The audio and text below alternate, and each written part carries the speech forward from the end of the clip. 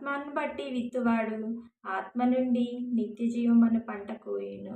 అవేవనగా గలతీలకు రాసిన పత్రిక 5వ అధ్యాయం 22వ వచనం. ఆత్మఫలమేమనగా ప్రేమ, సంతోషం, సమాధానం, దీర్ఘశాంతము, దయాలత్వము, మంచితనము, విశ్వాసము, సాత్వికము, ఆశా నిగ్రహము.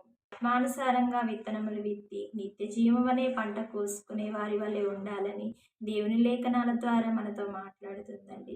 కాబట్టి సారంగా విత్తనములు విత్తి నిత్య జీవమను పంట కోసుకునే వారి వలె ఉండాలని, ఈ వాక్యం హృదయాలలో ఫలించాలని ప్రార్థన చేసుకుందామండి. సర్వోన్నతుడ, మహోన్నతుడ, మా పరలోకపు రాజు అయిన ప్రభువా, మీ లేఖనాల ద్వారా మాతో మాట్లాడిన దేవాతి దేవా స్తోత్రాలు తండ్రి నైన ప్రభువా.